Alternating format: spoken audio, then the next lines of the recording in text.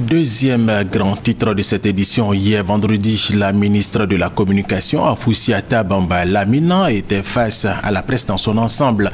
Et c'était à la maison de la presse. Elle a fait le bilan des activités de son ministère. Un bilan jugé largement positif par la ministre qui a également annoncé des mesures importantes pour une presse encore plus dynamique en Côte d'Ivoire. Maïsako. L'heure du bilan a sonné pour le ministère de la Communication. Ce vendredi, le ministre Afoussiata Bamba Lamine s'est appesanti sur le point des activités du ministère à sa charge au titre de l'année 2014. Un bilan jugé largement positif selon le ministre de la Communication. Elle a tenu à rappeler les 15 places gagnées par la Côte d'Ivoire au cours de l'année écoulée, en passant du 101e rang au 86e rang, selon le classement de 2015 de Reporters sans frontières en matière de liberté de la presse. Des avancées dues aux différentes réformes institutionnelles, économiques et sociales réalisées par le ministère de la Communication en 2014. En 2014, le ministère a programmé et réalisé certaines actions contribuant au développement général du secteur de la communication. Ces actions concernent la presse, la communication audiovisuelle et la publicité. Le décret numéro 2014-538 du 1er octobre 2014 portant organisation du ministère de la Communication.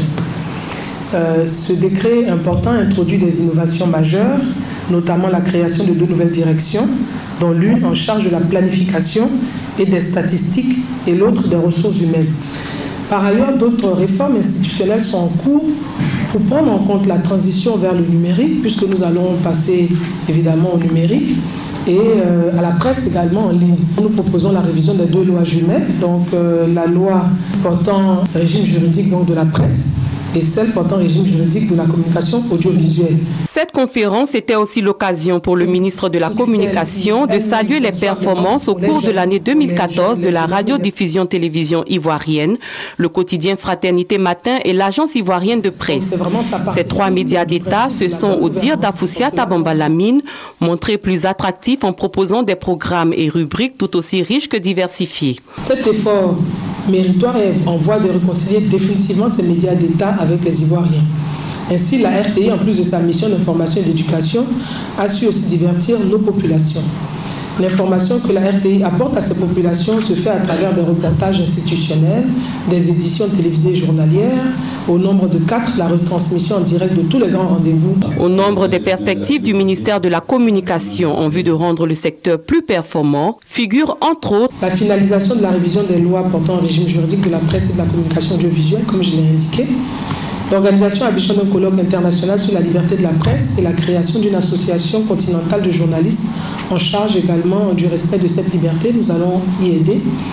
L'organisation à Abidjan d'un marché international des industries audiovisuelles dénommé Discop Africa Express.